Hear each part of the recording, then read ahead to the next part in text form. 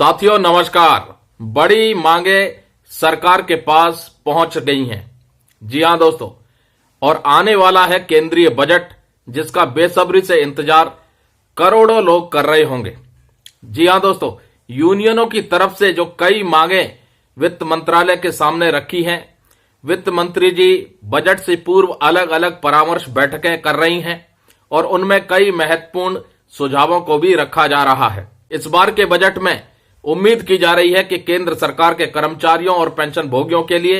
कुछ महत्वपूर्ण डेवलपमेंट निकल करके आए। दोस्तों, कर्मचारी संगठनों की मुख्य मांगे थी कि एनपीएस सिस्टम को खत्म करके पुरानी पेंशन की बहाली की जाए, लेकिन सरकार एनपीएस को संशोधित करके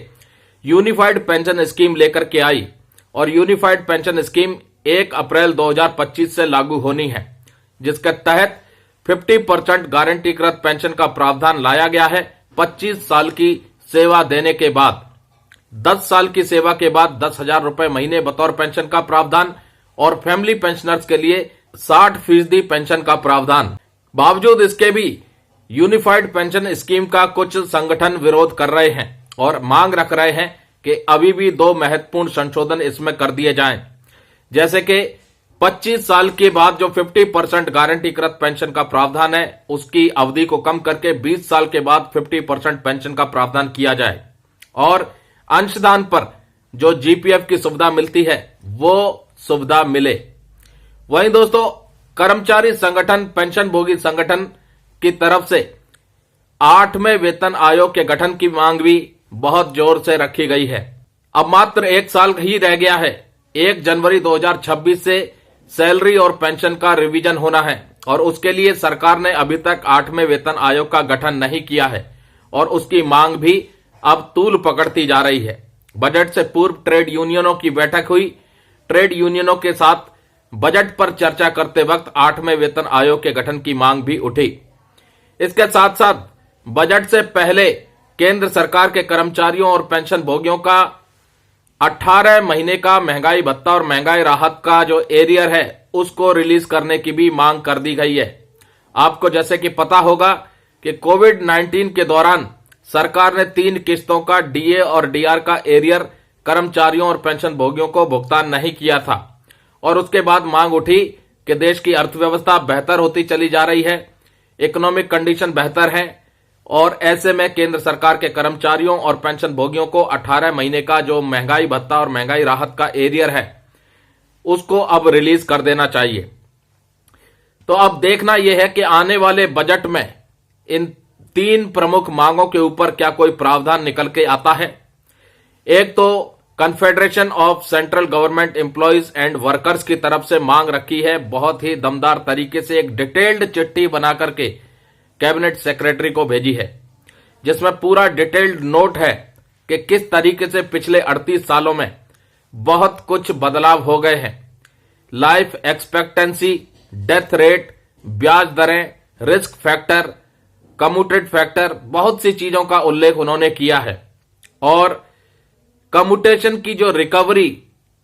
मौजूदा समय में 15 साल तक की जा रही है उसकी भी अवधि को कम करने की मांग की है